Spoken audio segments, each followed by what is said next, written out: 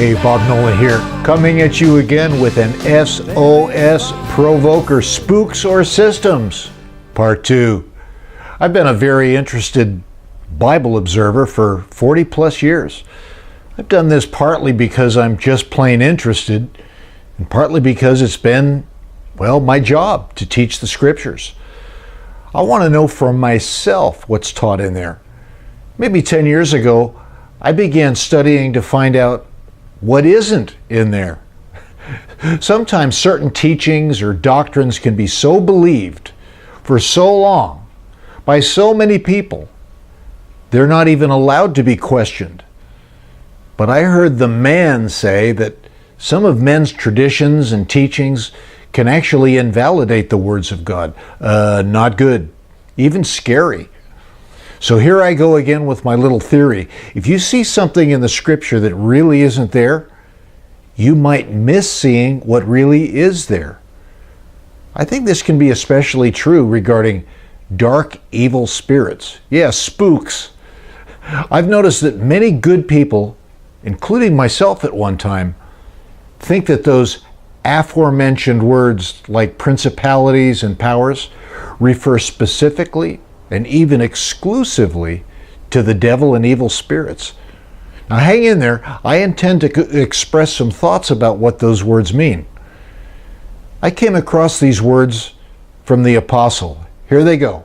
He said, "Now the church should demonstrate the multifaceted wisdom of God to the principalities and powers in heavenly realms." Now, for years I would read that and just pass it over and virtually ignore it because I thought, the church is supposed to teach demons? I don't want to teach demons. Demons want to be taught the incredible, diverse wisdom of God? I don't think so. Finally, I am a little slow. I thought maybe principalities and powers means something other than demons. So, just briefly, whatever principalities and powers are, this teaching from the apostle is at least one job description of the church. That is to teach and explain and demonstrate to them the huge, multifaceted wisdom of God. Don't you think it would be good to figure out what the apostle means by principalities and powers, even if it isn't demons? Now here's another very popular scripture passage that's often employed to explain spiritual warfare and demonic influence and spirits of darkness. He said, "The weapons of our warfare are not simply human, but mighty through God for the destruction of strongholds, throwing down imaginations and arguments and every arrogant thing that exalts itself against the true knowledge of God, and bringing every thought into confinement to obey Christ." That was a long one. Now, is this scripture about spiritual warfare? It sure is. Does it mention or imply that demons are part of that warfare? It surely does not. But it is often taught in spiritual warfare sermons and seminars that it's all about fighting the devil and demons. But what is mentioned in this passage as the real issues of spiritual warfare? Strongholds, imaginations, arguments, arrogance against the true knowledge of God, thoughts that need to obey Christ. Kind of sounds like spiritual warfare may be about fighting something other than evil spirits. At least it is in this passage of Scripture.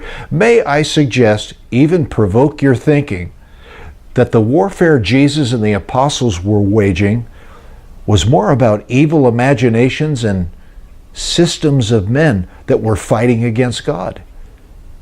You see, I thought I saw something that was there, but it wasn't there.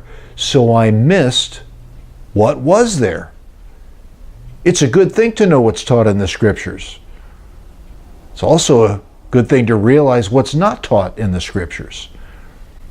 I admit that a lot of my beliefs over the years have been anchored in what I've learned from previous teachers and scholars and experts. I'm not ashamed of studying some of the old experts.